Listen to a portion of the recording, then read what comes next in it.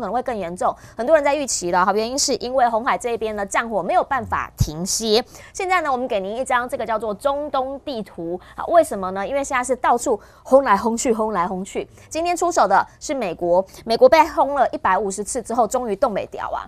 报复性的反击，直接呢，他们空袭伊拉克境内的伊朗民兵组织，同时呢，在今天他们的这海军司令还直接跳出来讲了。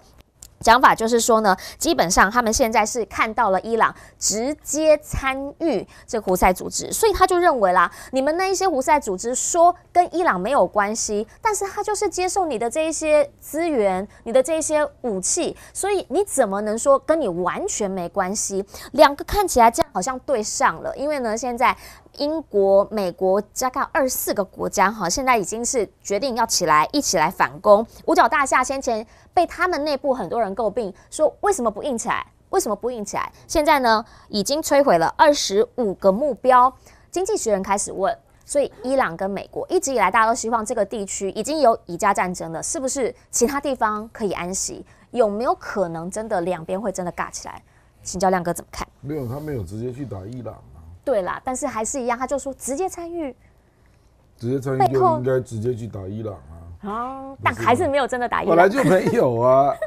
我跟你讲，那个伊拉克他是在报复啦，因为伊朗上次不是去伊拉克，美国使馆旁边那个摩萨德被炸掉了。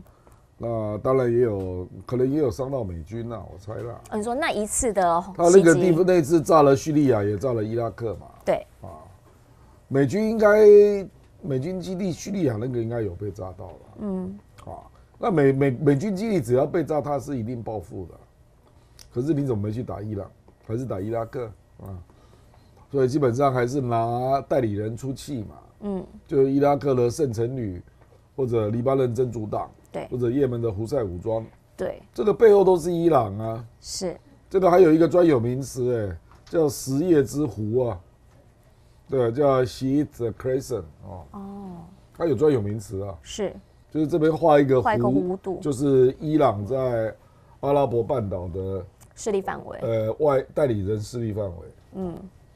这个长期都这样了，事实上美国也不是刚知道，那始终没有去打伊朗，为什么？你有没有想过？我跟你讲，美国现在很头痛啊，因为你不能看这种地图啦，这种地图没有那个高低啦。你说高原？你要看出它的地形图啊，就是说，这个伊朗，你只要一进去，我讲地面部队了，你就碰到高原500公尺，所以你就仰攻啊，就没办法打。那你如果去空袭，那它大部分的导弹啊，还有飞弹啊，无人机啊，都放在山洞里面啊，对，你也打不到。也门偏偏也都是这样，也门海岸线，它一进来就碰到高地，没有像伊朗那么高啦，可是也有100-200公尺啊，所以就造成胡塞武装它很容易就在里面就散掉了。那因为胡塞武装不是一个政府嘛，它是一个游击队啊，所以美国也不知道打哪里啊，所以他只能够用雷达去侦测嘛，看到有导弹基地就去轰，看到雷达就去轰，就这样。对。可是轰了大概5次了吧？一般认为胡塞武装还有2/3，胡塞武装只有15000人那轰了5次还有2/3？对啊，你就知道不容易打到啊。那你如果要登陆，我跟你讲，你如果不登陆，真的是没有用。为什么呢？因为他用火箭弹。用无人机尤其是火箭弹，它的火箭弹跟导弹的射程可以打到亚丁湾，对，那就几乎是苏伊士运河下来就是亚丁湾嘛，所以它打的距离很远啊，所以即使你可以把它赶出海岸线，你看它还是打得到啊，对，就除非你一直追，把它赶到很里面那你去看那个面积有多大？那个海岸线是200公里，所以你如果要往内推，把它推到很里面，那面积啊，你要能够占据点啊，至少要动员几万人吧。美国不愿意啊，就是他真的要大大批的人进去。对啊，那你会不会变成第二个阿富汗？因为阿富汗就是一个到处都是，就是什么山谷啦，然后各种部落啊，那塔利班就是这样崛起的啊。那你去打他，打不到啊。那就躲在高原各种山谷里面啊。所以现在美国碰到的情况就是这样，就是也门也是这样的地形。是。然后，更何况他不是真的要跟你作战，他是要去这个威慑那个过往的货轮嘛。对，激怒你。他打的又不是军事目标 ，poke 你一下。不是真的 poke， 是真的打啦，真的打。但是他就说啊，其实他本来其实对准的是什么？对准是以家问题，但是其实后来发现跟以家有关的越来越少，他就专打美国，专打英国。因为你打他嘛，所以他就说我们已经把美英货轮都当作目标。对，他已经跟以色列脱开了。对啊。你到以色列港的船他打，那现在是只要美英的他都打。是，所以。这个当然就是你英国也非出兵不可嘛，可是出兵没有用啊，就是你目前能够做的就是空袭，那你了不起就是派轰炸机、战斗机，那这个都非常花钱的啦。因为我跟你讲啊，那个胡塞武装用的那个火箭弹啊，一枚是大概$2000啊，2000。CP 值很高就对了。那你用导弹打它嘛？一个导弹大概是$200万。2000对200万。那你要搞多久啊？是就是2000对200万等于是100倍嘛，就是这样啊。那就是你打，就是也没有打到要害啦。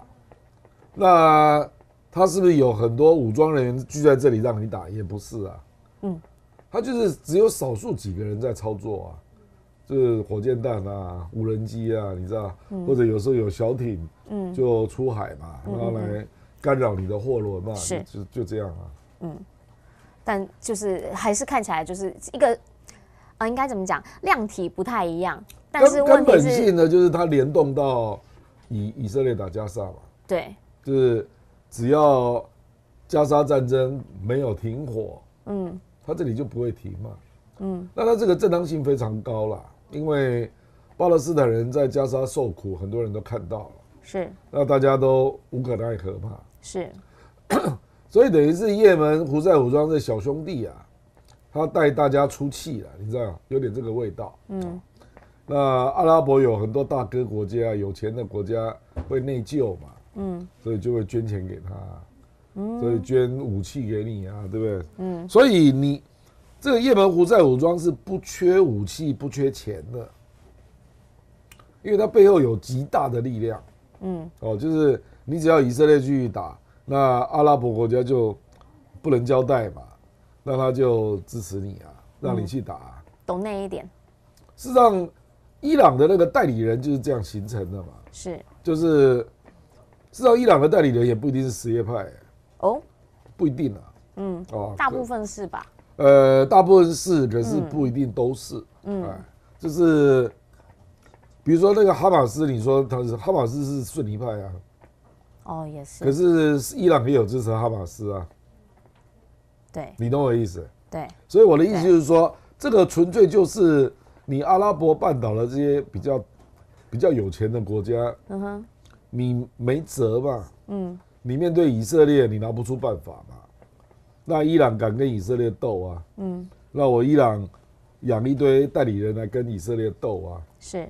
那这些代理人真的斗的时候，一些阿拉伯的有钱人就觉得帮他出气啊，那就捐钱啊。事实上，哈马斯最大的金主就是卡达啊。是啊。是啊，那不就是这个意思？就是他们就是看不过嘛，就觉得以色列这个太过分了。他又不敢跟他打，你知道，就是这样，他就偷偷给你钱啊。那个台湾话有一句话叫做“有钱人的性命较可贵”，对啊，可是就是很珍贵，有钱人很爱惜自己的性命。可是他支持他啦，这个实际上实际上所有的激进主义都是这样，你最终还是要有钱嘛，是，对不对？那你第一桶金是哪里来的？是，但其实现在伊朗他们其实也开始宣布，他们要接收更多的新款无人机，大家就开始讲说，他最近开始有一些动作。那伊朗其实最近呢，跟谁是真的直接杠上？叫巴基斯坦，但你也不能说他是跟巴基斯坦杠上，原因是因为他说我打巴基斯坦，我不是要打巴基斯坦，我是要打他里面跟我不合的那个组织。可是就这样，对，两边轰来轰去，就彼此都轰到你的境内的时候，就大家不开心了，就说你为什么你没把我放在眼里？你打我家里面的人是不是？好。那后来呢？吵架出来调停的是谁？是美国跟中国。美国说不能这样，中方说，哎呀，不要再吵了，好，大家好好坐下来谈。上个礼拜才刚打架，这个礼拜马上就说，哎呦，没有，我们外长要马上过去来跟他们好好的聊一聊，要修复关系了。那个速度之快，大家有点说，哦，原来这个变化可以这么快。但是这一次两边的互动也让大家开始想问，就是在伊斯兰世界里面。因为我们都知道嘛，刚刚亮哥提到逊尼跟什叶，那在现在他们真的在中东大和解之后，有真的合起来吗？还是说其实他们里面还是内部会有一些的小疙瘩？这件事情不太一样啦，因为巴基斯坦是逊尼派没有错啦，对，那伊朗是什叶派，可是这一个他们的针对的对象大部分都是俾路支人，对啊，俾路支啊，这个就要讲到历史了啦，这个给你公告起来了。好，来。这个库德族不是在土耳其跟叙利亚的边境吗？ 对不对？那库德族高达3000万人，没有办法变成一个国家嘛？对。那他的种族就散在4个国家。俾路支人他是散在伊朗、巴基斯坦跟阿富汗境内。是。他本来有一个叫俾路支王国啦，到后来被灭掉，然后他们就没有国家了。那这个分配是这样啊，700多万人在巴基斯坦，那因为他觉得他被巴基斯坦压迫，事实上他们都是逊尼派，所以我说跟你讲说这跟教派没有关系啊，那他就认为他的资源被巴勒斯坦人剥夺，对，所以他就搞了一个俾路支解放军，是啊，他搞独立啊，搞独立运动。那在伊朗这一边呢，有140万，比较少。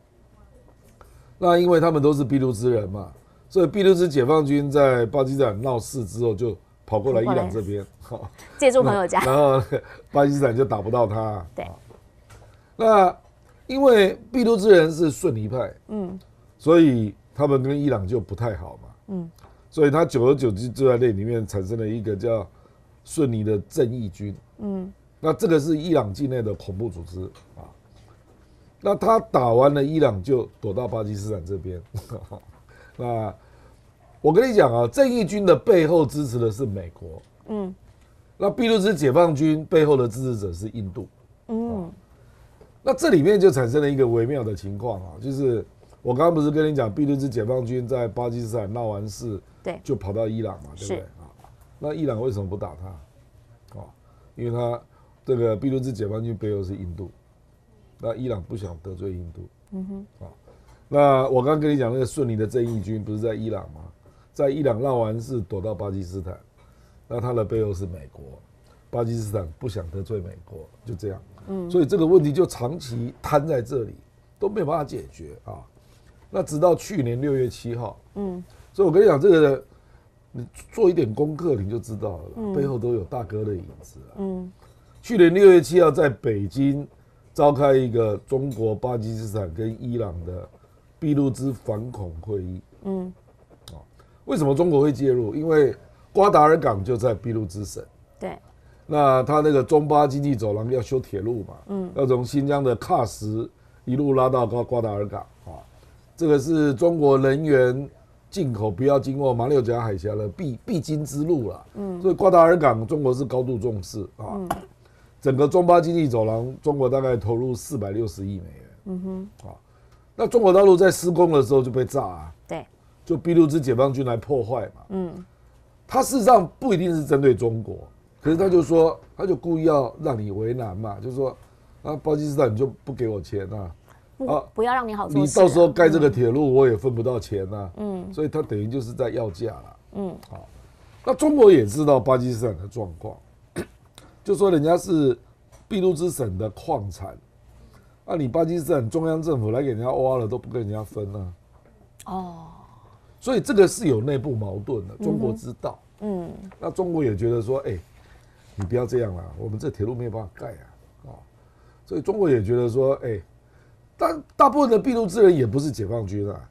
我刚刚不是说在巴基斯坦境内筚路之人有700多万吗？对，那解放军大概不到5万人啊，不到5万人啊。可是因为他们觉得他们被剥夺嘛，所以大家看解放军出来干点事，大家也就偷偷支持啊，你懂我意思？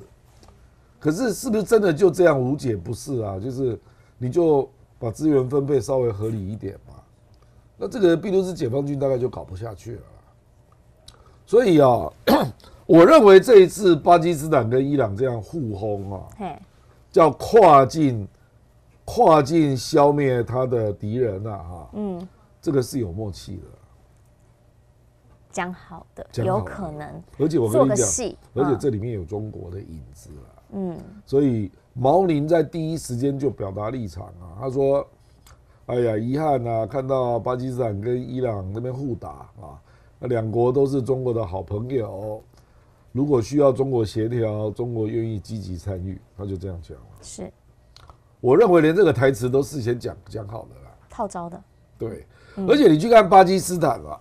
因为我去查巴基斯坦外交部的政府文件，他去炸伊朗嘛，对，他立刻发一个声明他说我们不是针对伊朗人民，对，我们是去炸恐怖团体，是那两国也很绝啦，就是两国在报道那个灾情的时候都没有提到本国人被杀，都说是恐怖团体啦，筚路之人被打到这样，不是精准，不是本国的民众嘛，大概是这样的一个情况，所以就在伊朗先打巴基斯坦嘛，那巴基斯坦就外交降2级嘛，对，1个礼拜就全面恢复了，是，然后那个全面恢复的声明，你还看到说两国有如兄弟啊，那我们未来还是要在反恐的道路上继续合作，所以我认为他们大概就建立这个跨境取缔、追击这样的模式啊，大概已经建立了。所以这其实就是在这一次的事件之后，因为现在双方等于外长要在回访嘛，然后要修补关系嘛。那这个过程当中，刚刚亮哥帮我们讲了，其实这里面很多人就开始在讲了，因为有中方的原因，所以大家就觉得说这里面中方是真的没有去动手瞧吗？还是说其实这瞧的也是让大家觉得说还蛮明显的？这个巴基斯坦的飞机就是枭龙啊，对啊，那事实上就是中国的技术啊，对啊。不，这个东西是这样啦，就是你如果要用导弹，牵涉到是中国卖的，或者是飞机，那一定会有导航的问题嘛，中国如果要搅你的局，可以把北斗关掉啊，也对哈，直接做就好了，他没有关掉啊，所以他也乐见你去做这个事啊。事实上，中国大陆我曾经看过一些报道啦，就是中国的那个工程师被炸死嘛。对，我记得他有一个那个中巴就整个被炸中国也是觉得很烦说这个事情怎么没有办法处理？本来在想说可不可以派武警进去，可是后来并没有这样做，因为巴基斯坦坦白讲也是一个主权意识很强的国家啦，他就觉得说我们来处理就好，所以这次就处理了，就是这样。当然啦，在这一次你也会看到一些印度媒体，刚刚亮哥讲完故事之后，你有没有觉得说，为什么是印度媒体啊？这次印度媒体还特别发一个稿子出来，讲什么？讲说你看看巴基斯坦都买大陆的东西啊，结果你看那个导弹，防空导弹都不有用啊，一颗弹都没有拦到，就开始会有一些这样子的一些比较酸言酸语出现。那当然，你了解那个背景之后，你大概知道为什么会有这一些的新闻报道。只是如果是这样子的话，回过头来，那这一块如果说真的就是只是大家过个场而已的话，那回过头在刚刚那个故事里面，不是过场，真打啦。但是我的意思是说，是套招的打嘛，对套招的打嘛，就是你先再来我，然后之后你要讲话，然后我们大家就握手，握手，好兄弟，对，一起努力。但是那个过程当中，其实在中东这边就听到了一个我觉得很常是一个状况，其实就跟以哈很像，就是他们会有一群人，那他们其实呢会觉得长期的被迫害，其中就会有一小部分的人出来，这一小部分人帮他出头之后，然后很有可能是因为他比较激进，然后他比较冲在前面。可是以哈战争这边其实就有一个类似的状况嘛。哈马斯现在以哈战争到目前为止，今天最新啦是有可能再停火一个月。本来是说要停火2个月，但是呢是以色列这边讲的说我们要求停火2个月，开出来要求是你要把所有的人质还我们。然后同时，我要求你们的高层全部离开加萨走廊。那当然，哈马斯这边就不会同意了。所以目前传出啦，最新是说有可能就是停火1个月，然后呢再换部分的人质。但这场战火到目前为止，基本上都还没有到一个停歇的状态，因为哈马斯这边呢，现在讲了，美国这里呢虽然说一再的有在就是给予以色列这边战火啊、弹源啊等等，但是呢，美国他们的智库《华尔街日报》报道说，他们觉得3个月以上，情报机构觉得呢，现在只大概了30%哈马斯被灭。他还可以再打好几个月，他抵抗力仍旧很顽强。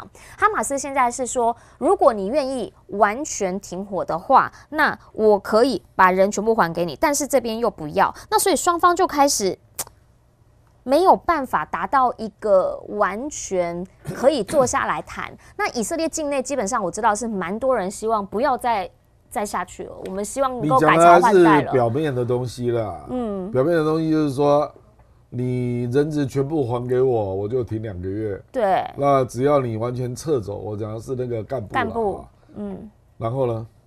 然后他中间还有谈啊，我请问你，然后呢？我好，假设我哈马斯的干部都离开了，你以色列要不要退？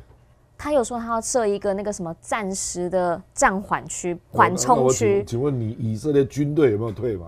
没有，他没讲到他要退啊。所以问题卡在这里嘛，你以色列怎么可以长期占领呢？这不是你的地方他可能还要第3阶段啊，他要来找一个人来帮忙这边共管啊，没有方案，对不对？你这样讲叫做没有方案。就哈马斯要的就是我退你也退，大家，然后请巴勒斯坦政府进来嘛。就你没有资格在这里嘛，所以以色列事实上是没有方案的。以色列你凭什么叫人家离开啊？这是人家的家你凭什么叫我离开啊？我就是住在加萨啊。我为什么要离开？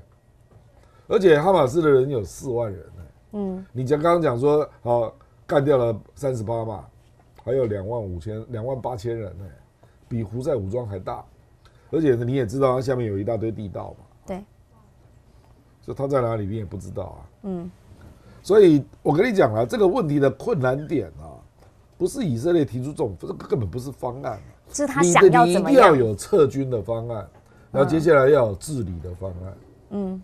我们讲停火之后一定要撤军嘛。对。接下来要治理嘛，就是要建立新政府嘛。你都没有主张啊。那我怎么跟你谈？事实上，中国、俄罗斯、阿拉伯世界都主张2国方案啊。对。以色列反对嘛。所以以色列是没有方案的。以色列的方案就是长期占领。他的方案就是我在这边，你走。哪有世界上哪有这种事？这我家啊。听起来是这样。是啊。那这是我家，你凭什么叫我走？那你为什么不走？叫人家走，那他要走去哪里？所以这根本不是方案嘛。所以我就跟你讲，这是什么屁方案嘛？这不叫方案嘛。所以为什么又会回到说不然就交换部分人质啦，让我们停火1个月啦？因为根本的解决方案没有出来嘛。根本的解决方案就像中国、俄罗斯、阿拉伯世界所讲的那样嘛，你要协助巴勒斯坦人建立他的政府嘛。对。那以色列不愿意嘛。我跟你讲白了啦，很多人严重怀疑啦，以色列就是要把巴勒斯坦人赶走啦。就又再一次历史要再重演，就是加沙要把人家赶走嘛。然后约旦河西岸就是用屯垦区鲸吞蚕食嘛。那在还没有鲸吞蚕食完成之前，就是种族隔离嘛。是啊，目前就是这样啊。约旦河西岸就是实质的种族隔离啊。是。那加沙地区就是不断的把你赶走嘛。那目前都暂时住在难民营嘛。对。你也没地方去啊，因为埃及边境也不打开啊，你也没有办法去西奈半岛啊。没人愿意收。西奈半岛可能就是以色列的目的啦，可是埃及不愿意嘛。就是人希望往那边去。是啊。那这个东西国际怎么能接受？你凭什么？我跟你讲你这不只是占领人家，而且你还让原来的居民驱逐人家，不准人家回到原来的所居地啊。这都违反国际法。是，那两个都违反国际法，长期占领也违反国际法，驱逐人家离开故乡，这也违反国际法。我目前看到，在美国这边，他们又派出了这个中东问题特使，又去开罗了啊。那现在又说要谈，可是问题是我有看到去开罗就是要人家开边境啊。对，我有看到他讲说他反对以色列就是设所谓的缓冲区，我有看到这样子一个主张，但是他也没有再进一步的，至少拜登政府我没有看到他们再进一步的希望说，你以色列能不能做些什么事，比如说能撤军，你能够给一些更具体的时程。我再跟你讲一下历史背景。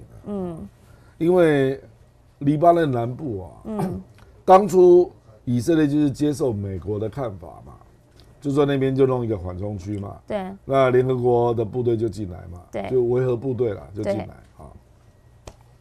结果维和部队搞不过黎巴嫩真主党嘛，所以黎兰那个所谓的缓冲区实质上被真主党占领嘛，对，所以为什么以色列不愿意让联合国进来嘛？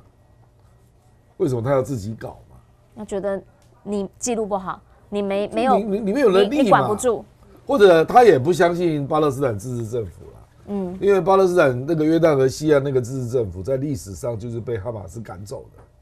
对啦，所以等于是历史记录，不管是联合国维和部队，或者巴勒斯坦的自治政府，都不够烂嘛，都不够力嘛。所以我以色列才说我自己来搞一个缓冲区，是这样来的嘛。可是问题是你没有资格当缓冲区的驻军嘛，你占领人家的土地嘛，你要么就叫旁边的阿拉伯的兄弟们派联合军队进来嘛。这也是一个方法啊。拒绝，阿拉伯国家拒绝。阿拉伯国家拒绝，我跟你讲啊，不是以色列拒绝，是阿拉伯国家拒绝。这个我已经研究很久了啦，所以我都知道卡死在哪里了。阿拉伯国家不愿意淌这个浑水。太困难了，这局很难，搞不定我完蛋。所以我跟你讲，这一局会搞成今天这个样子，僵局哈。阿拉伯国家是要负责任的。请问巴勒斯坦的问题是谁的问题？这不是应该他们整个阿拉伯这边的人要一起来帮忙吗？这是你说的，大家都是伊斯兰兄弟啊。他就只有嘴巴嘛，说我主张两国方案。那至于两国方案如何落实，他不介入啊。你如果要坚持落实两国方案，你不派军队进来，怎么可能呢？你懂我意思？所以在这里他就说了嘛，然后派联合国维和部队进来没用嘛，因为那是杂牌军嘛。除非你派进来的联合国部队叫中国军队，那就可能没有人敢动。那就有可能可以落实，你知道我意思？因为哈马斯也要敬畏你3分。可是这个没有人能打包票嘛。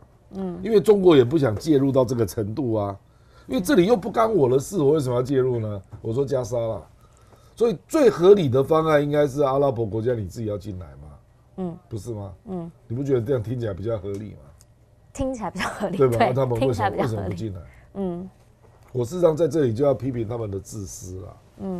就是说巴勒斯坦问题啊，阿拉伯人也觉得很烫手啦。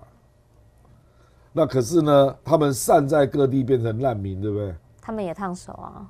哈马斯都是从难民营里面出现的。对啊，就是他长期没有得到解决嘛，所以他们就会激进化嘛，所以就会各地产生哈马斯嘛。哈马斯的起源是约旦河西岸是从那边开始的，然后才后来跑到加沙。哈马斯你知道本来是一个什么团体吗？我就跟你讲啊。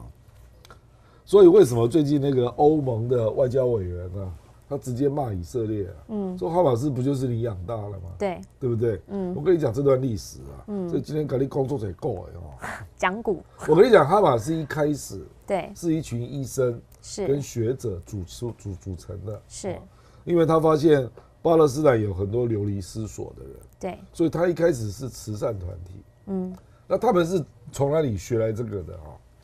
因为巴勒斯坦人跑去埃及念书，那就在埃及的大学里面看到了穆斯林兄弟会这个组织啊。穆斯林兄弟会是埃及人创的，然后后来得到政权啊。穆斯林兄弟会呢，就是本来也是慈善团体，就是协助解决社会问题啦啊，那就逐渐受人爱戴嘛。那出来选举就选上了，就越选越大，后来变成执政党，你知道。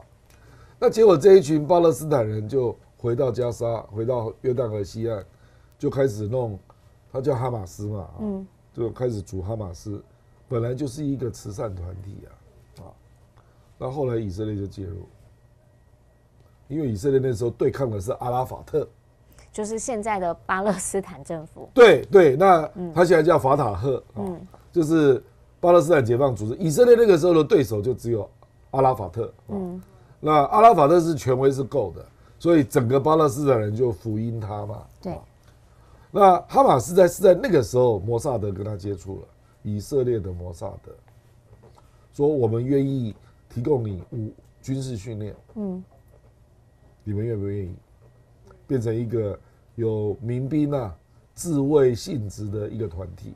你们这样可以比较安全啊。那哈马斯团体一听，有道理啊，就开始接受资助，送他们到黎巴嫩受军训，你知道吗？那回来之后，他们就觉得，因为阿拉法特后来就死了嘛，对，就巴勒斯坦自治政府就一团乱，阿巴斯就掌权嘛，然后他们回来之后就觉得阿巴斯又腐败又无能，斗争就开始了，那一开始是用选举竞争，后来变成武装斗争，你知道吧？所以他就把那个法塔赫啦，这个阿巴斯的力量从加沙赶出去，这样。哈马斯是这样来的，这个过程里面，你以色列是把人家军事化的重要的因素，所以你看那个欧盟那个博瑞尔那个外交专员，直接把这个历史翻出来啊，说哈马斯今天变成这样，难道不是你造成的吗？就是这样啊。主要势力之间，他想要扶植次要敌人来攻击主要敌人，但后来慢慢养大之后，反而现在自己也不知道要怎么办。是啊，然后也僵在那边。但是到目前为止，这场战争其实对于……然后我再跟你讲后面那一段。好，你说。他们是从埃及的穆斯林兄弟会学会组织嘛？对。然后回到加沙嘛，对不对？穆斯林兄弟会现在是在野党啊，那现在掌权的那个政府最怕穆斯林兄弟会，我怎么可能让你进来西奈半岛？这样你懂了吧？就是现在为什么埃及一直不让他进来的原因，因为你跟穆斯林兄弟你们串好的，你们同源呐，你们串好的同源呐。我放他进来，我是在助长穆斯林兄弟会，而且是助长了很激进的一群穆斯林兄弟会，这才是可怕的地方。就是这样，是不是？所以你就看到每一个地方都卡死。可是真正的原因是阿拉伯领其他的一些有权有势的国家为什么不进场？我认为真正的问题在这里。因为他只是有权有势，他很怕啊，他怕我进去之后，哪天变成来打我怎么办？我很怕。你不觉得这个？你不觉得这个很丢脸吗？你是正式的国家，你的军队还怕哈马斯？还大国他们最近武器也买蛮多的。是啊，那你怎么会怕哈马斯？就表示就是一堆烂人呐，我只能这样讲啊，就是我坦白说了，为什么伊朗他可能看到说美国打这么久了，怎么还只有3成？他就想说，那我怎么弄？我跟你讲啊，历史上也不是只有哈马斯对他造成困境啊。为什么伊朗在阿拉伯半岛有那么大的势力？我刚刚不是讲了3个民兵组织吗？对，都是伊朗的。对，真主党、圣城旅是。胡塞武装是为什么背后都是伊朗？那你阿拉伯在干什么？你沙特在干嘛？你约旦在干嘛？阿联酋、卡达，你们在干嘛？好像没有个像样的哈。是啊，叙利亚、伊拉克一堆你们在干嘛？而且你们几乎都是什叶派，除了叙利亚之外。对，叙利亚你们几乎都是逊尼派吧？除了叙利亚之外，叙利亚是什叶派，那实际上伊拉克也是比较偏什叶派啦，那后来那个萨达姆胡塞被干掉嘛，萨达姆胡塞是逊尼派，我跟你讲这个要再跟你讲一段历史，因为中东实在有点复杂，真的，中东有2股现代化的力量，一股叫政教合一的革命党，就伊朗，那政教合一的反动的保守党就是沙烏地阿拉伯，革命派就是伊朗啊，那另外一种就是不要走政教合一的，他要走政教分离的，是，那他就走国家主义路线，埃及就是穆斯林兄弟会就是，他就是要走国家主义路线，那萨达姆胡塞因就是这个系统，所以萨达姆胡塞因他是军人，他革命成功，是，他是复兴党的党魁啊，复兴党就是这个意思了，就是我要用国家主义、政教分离这样啊，他是逊尼派的，他是少数军人夺权啊，那结果美国把萨达姆胡塞因干掉，不是吗？结果伊拉克就变成逊尼派，变成什叶派，对。就美国这样又比较好吗？美国真的是有够蠢蛋，我觉得这个就是美国的中东的战略家出了问题了。就你把萨达姆胡塞因干掉嘛，那透过选举，那自然而然就会选出什叶派政府啊，因为人比较多啊。是啊，叙利亚也是，所以呢，就让伊朗从伊拉克到叙利亚到黎巴嫩串成一条线，一路连起来，对，一路连起来。这中间本来有一个国家把它隔开了，那个国家叫伊拉克啊，就美国自己造成的，现在就变成他没有办法，因为你现在民选啊，对，你怎么选都是什叶派赢啊，伊拉克，他鼓励民主啊，对吧？民主就是票多的赢嘛，是嘛？那民主就是会选出这个派为主的政党政权嘛，就这样嘛。他没有算到这一步，因为他人口蛮悬殊了，7-3，对。蛮悬殊的啦，你怎么选都选不赢啊，就是这样啊，所以你就是美国意外的打开了，让伊朗拉进来，串出一条线了，变成这样。然后现在就看到了这一条线，基本上现在都是很直接的在校正，就是跟你讲说，如果什么感觉他的那个气势，我不知道这样讲对，他那个气势感觉就是已经是他其实是可以来当伊斯兰这边大家的老大的感觉。因为什叶派的人口啊，在伊斯兰里面只占13%，其实大部分都是逊尼派，是逊尼派就是卡里法，就是以现有政权为主，那什叶派是讲究这个穆罕默德的血缘嘛，那结果他被压抑，那逊尼派几个大国都是逊尼派啊，巴基斯坦、埃及，还有土耳其啊，都是逊尼派啊。可是他们都不管，他们不想管阿拉伯半岛啊。那伊朗为什么你是少数派啊？为什么会在整个阿拉伯半岛有这么大的势力嘛？这个就是历史造成的，因为什叶派历史上都是被压迫的，所以他们变成战斗民族，真的蛮强悍的。不就是变成战斗民族啊？就是这个事实上也牵涉到波斯啦。波斯因为被阿拉伯吃掉嘛，那波斯呢就被迫要接受伊斯兰教嘛。是，实际上他本来不是伊斯兰教，他本来是拜火教。那他就不想被你统一嘛，所以他就刻意的选择什叶派。历史是这样来的。就他不要被你沙地阿拉伯这边同化，是你如果加入逊尼派，你一定会被同化掉。那你既有的伊朗的传统就不见了。那波斯人就是也很狡猾啦。他说好，我当伊斯兰啊，那可是我要当什叶派，结果现在变成什叶派最大的国家。可是就被锻炼成战斗民族了。真的是你最近在看国际新闻，你会觉得就是伊朗应该就是大哥，因为伊朗都在帮大家出气，而且他哪里北宋他就打，哪里北宋他就打，而且他政教合一了。对，那政教合一就是你就知道嘛，会有狂热了。对，讲话会容易会有很宗教狂热，决绝，然后很大声，然后也会很有行动力。而且他的最高领袖是宗教领袖，是，对，所以他看到的都是价值啊，用价值驱动的力量最可怕，不是吗？名言来了，用价值驱动的力量最可怕。是啊。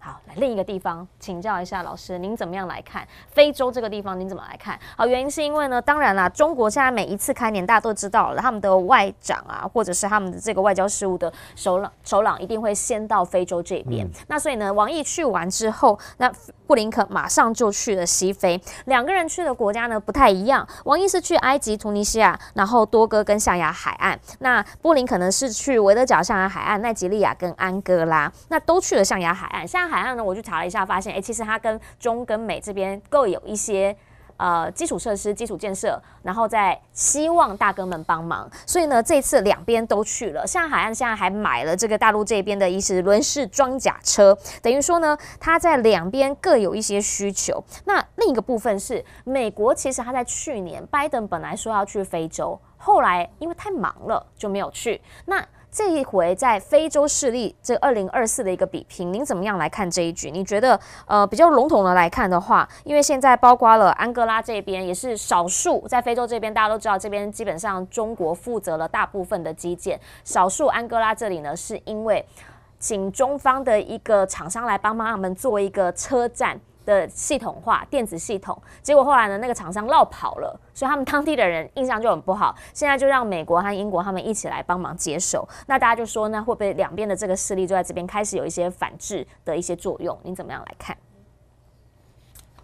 这个很难呐，就是说你要从单点访问然后比如说他去象牙法海岸，也许去找眼云他有什么矿产对，他矿产蛮厉害的，然后就帮他盖个交通建设嘛，用这样来制衡中国，事实上是没有办法制衡的啦，因为他在非洲是整的一大片，所以这个是日积月累的嘛，中国在中欧洲投入的资源大概已经超过3000亿美元了。你说在非洲投入的资源，就整个累积了，一带一路重点也是啊，那因为非洲国家已经发展到一定阶段，发展到一定阶段之后，就需要盖比较大规模的基建嘛，比如说大型的电厂啊、水利啊，然后会有需要高铁路的需求啊，高速公路啊，那这个就已经不是，因为美国以前是因为手上有世界银行嘛，对，所以它可以做一些贷款的项目嘛，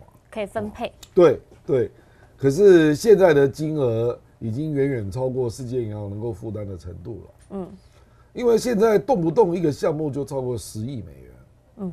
世界银行事实上一年它有了，不是没有，可是超过10亿美元的项目寥寥可数了。因为它的钱就是这样。所以它就是粥少僧多嘛，所以它要大家都利益均沾啊。所以它最长资源的项目大概都是2-3千万美元。太少了，做不了基建。是啊，没有办法。而且因为它是公家单位，所以它就有一个程序一定要走就是有没有浪费啊，有没有腐败啊，然后就要进来调查你嘛。那个程序通常都会走1-2年。那对非洲国家来讲就很烦嘛。当然也包括非洲国家自己本身也有贪污了。状况也是不少了，就是那个过程他就很烦呐，就是他要的项目你不能给那么多钱，第二拿到你的钱还要接受你的监督，绑手绑脚，然后第三个就是你用的是世界银行嘛，对，那没什么弹性，没什么弹性就是说基本上他要避免呆账嘛，那如果是美国的援建计划，不是世界银行的话，那美国没有公股银行啊，是，所以美国就一定要让民间的银行进来评估嘛，那人家是将本求利的，他就会盯得很紧啊，那每一个计划大概都不会超过5年，可是对这些第三世界国家你用这样的5年的计划，他们是没有办法还的啦，还不出啦。所以你就是要拉长嘛，对啊，你要把它拉到10年、15年、20年，对不对？慢慢摊提嘛。对。然后交通建设会引动经济发展，它逐渐有一些收入啊，国家税收才能慢慢还你嘛。所以我告诉你这些背后的大背景，你就知道为什么中国会容易胜出了。第一，中国全部都是国家的银行啊，它比较好商量，它有弹性啊。那它也不会像世界银行那样搞一大堆监督机制啊。对，它无所谓啊，它是结果取向的，甚至还要配合大外交。有时候为了外交目的，你都贪污没错了，就算了啦，不管了啦。第三个金额没有上限啊。我随便举个例子你就知道嘛，中老铁路，中老铁路总共多少钱，你知道吗？59亿美元。这在世界银行绝对不可能申请嘛。那中国大陆协建的金额35亿，这你去哪里找？一半以上。不，就是你在全世界都找不到啦。所以重点就在于老挝政府要不要这条铁路。那老挝政府就是认为他要嘛，因为他没有这个铁路，他没有办法对外连接嘛，他变成封闭国家嘛，所以他就认为他一定要。那世界银行啊，开始有一些美国的基金会就开始评估嘛，说中国你真坏啊，你造成人家变成债务国家，因为看起来还不起。本来就是啊，可是问题是这个是辩证的。你如果没有这一个，它的经贸根本无从发展嘛，它走不出去，那土地也不会涨价嘛。那这个联动，如果10年之后呢，搞不好整个局面就是不一样。你知道我的意思？就是你要以机遇上面来看的话，也许他遇到那个时候对他来讲，可能35亿就不是大钱了嘛。可是这个是发展出来的嘛。那中国愿意跟你做这种事嘛？你懂我意思？有点像是那个新创，他愿意跟你赌一下。对，那美国人就认为说，你这样不是害人家变成债务国家？35亿大概占老挝这个 GDP 不知道是多少趴了哈，我数字我忘记了。他就说中国你这样是干嘛啊？那中国就说老挝政府要啊，那美国就会去抹黑你嘛，说老挝就是贪污嘛，所以他们盖这个铁路可以赚很多捞很多钱嘛之类的了啊。可是那个铁路还是盖出来了。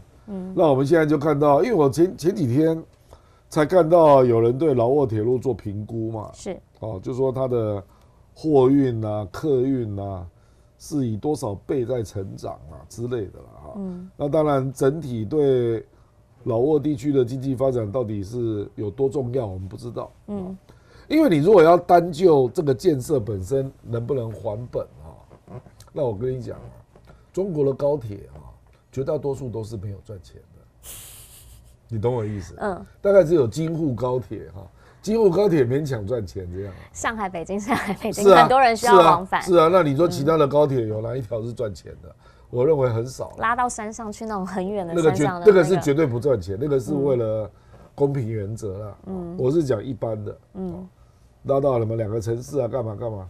可是你有没有想过，这样缩短城市的距离，造成的经济效应？你说对整体来说，就不要就单那条来说，我们看整体来说。那这个你能算吗？你能够算它的价值吗？就是说，它也许就造成人口移动啊、城镇化啊，那或者是造成，比如说阿里巴巴的货啊，就可以及时运到你家啊，速度，那就让所有的创新可以迅速扩散啊。我的意思是说，它的效应有很多是很难估的啦。可是总体经济就是带上来了嘛。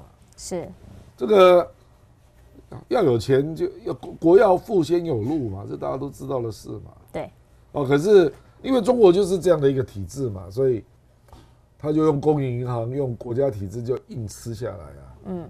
那高铁就一直盖啊，对不对？那盖到现在全世界的总额还没有它多啊，对不对？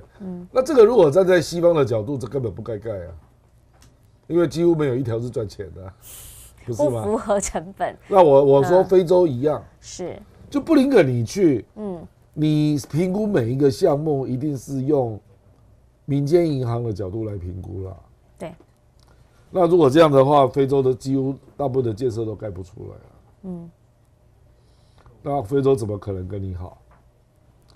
因为有很多建设是要5年以上的了，是，不然你看不出结果了。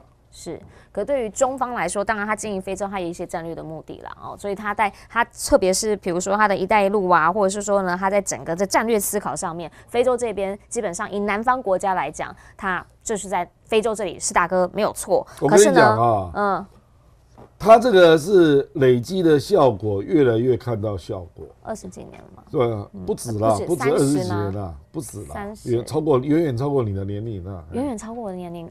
我跟你讲，1970年代就开始了啦，大概50-60年了啦。我才25呢。我就跟你讲啊，就是说，我的意思就是说，是，他这个就是盖多了，那个效果就会开始出现。是，那他现在规划一个地方，就不一定只是一个国家，它可能是区域对啊，这样在规划。铁路什么，它都是一条路，然后从哪里绕出来，是啊，然后是这样子挂这里。对，他现在为什么可以这样做？因为每一个国家都跟他有关系啊，所以他就可以找周边的国家一起来谈。比如说上次有一个布吉纳法索嘛，是，还有那个圣多美普林西比，我记得那本来就是台湾的邦交国了。对。结果那个时候我记得是圣多美普林西比，就是中国大陆就要在那边盖一个港口，大概要花我的印象中是3亿美元那这个远远超过台湾的负担，台湾最多给他2000万，那中国大陆这边用3亿美元，那我们这边就说中国在搞金元外交嘛，是，可是中国并不是为了圣多美普林西比在盖的，它是为了周边的4个国家盖的，你这样你懂我意思？是，就他搞外交已经搞到这个程度了啦，他不是为了这个国家，他是为4个国家在弄，那对他来讲就划算了，是，就变成这样啊。那怎么样来看现在呢？2024开年之后，所有的世界局势，其实对于美国来说，可能他只在意一件事情，就是这件事情对我年底选举有没有效。好，那非洲肯定无效了。非洲无效，因为非洲一直都不是他的场嘛。那刚刚我们讲到了，在中东这边，以前是他的场，现在看起来好像也没什么路用。那怎么办呢？因为现在看起来就是他的怎么办？要下台啊？怎么办？他的民调就是一直掉，一直掉啊，掉到什么？来 ，NBC 给你一个最新的调查，以前年轻人说讨厌投川普，我为什么要投一个讲话不知道在讲什么，然后完全呢跟我们原本学的那一些什么民主价值啊什么都不一样的人，现在什么？你看看 NBC 现在的调查是发现说，不管是在哪一个年龄层，好像川普都还领先呢，那就会让拜登很疑惑，为什么会这样？一定是贺锦丽，因为他一直觉得说贺锦丽不好，贺锦丽不够格。为什么他已经80几岁了，这么老了还要出来？是因为他不想要让贺锦丽出头。现在有这样的讲法。你怎么样看年底这一场选战哦？原因是因为对于很多人来说，会觉得说，当然啦，这2个没什么新鲜面孔，没什么新意。可是川普4年前那个会。不管怎么样，都照自己的意志执行到底，真的有比较好吗？这样的美国真的有比较好吗？那就不讲说这次的选举才初选而已，就出现声位电话等等这些招数了。你怎么样来看最后？很少人像你看到这么远啊。什么意思？政治大部分都只看到说现在这个真烂这样，所以我要把它换掉。但他4年前，其实在不久之前，他才刚经历过那一些，所以他才换了这个人呢。我跟你讲，选举啊，选举的情绪是直接针对现在这个人做得好不好啦，最在位者。对啊，所以我就要给你惩罚啊。那至于川普会不会又带来4年前，我跟你讲，你要对川普有一个公平的评价啦。我太偏颇了，是您说。川普如果不是新冠肺炎啊，我讲白了，他一定连任的啦。哦哟，他事实上经济相当不错。他是倒霉嘛，他2019年碰到新冠肺炎嘛，结果经济就全国闭关嘛，那突然之间大家就经济变得不好嘛，对不对？那川普有没有努力处理？有啊，有啊，莫德纳啦，还有那个 BNT 啦，他给钱啊，不是吗？所以他编了很多特别预算嘛，对啊，对不对啊？可是经济恢复不来嘛，因为这个疫情给你拖到2021啊，对不对？甚至到2022啊，所以川普就栽在那里啊，他实际上也输了不多对不对？那个我们讲美国那7个摇摆州，后来拜登大概是赢了4个吧，所以川普也不算大输啊，他就倒霉嘛，碰到这个事啊。那第二个就是，你没有发现川普任内都没有战争吗？就是他也觉得说，为什么要花钱去做这些事情啊？他也不想啊。然后他说，他只要一上任，他马上就终结所有的战争，马上就不支援所有的战争啊。对啊，这样不是好总统吗？你从美国的角度来看，不是啊，全世界也是啊。他在上来之后就做战略收缩嘛，不必要的战争就停止嘛，不是吗？那拜登战争有比较好吗？他现在不都掉到坑里面去吗？你说俄乌战争啊，蛮常踩到坑的，不是吗？对不对？而且死了那么多人，有比较好吗？所以我的意思是说，就是不喜欢川普的人，当然就是因为进步价值啦。比如他给人家感觉歧视女性嘛，歧视同婚嘛，歧视黑人嘛，歧视回教徒啦，对啊，是没有错啦，我同意啊。盖高墙啊，盖高墙，民主党现在也不一定完全反对啦，也是，他现在也知道这个问题很麻烦啊，这个不总之啦，就是说对川普的整体的评价哈，你如果完全从进步价值啊、自由民主人权，那当然都是负面的啦，那年轻人以前可能都是用这种角度，所以不喜欢川普嘛，对不对啊？可是年轻人现在可能开始有别种角度了，因为他找工作了。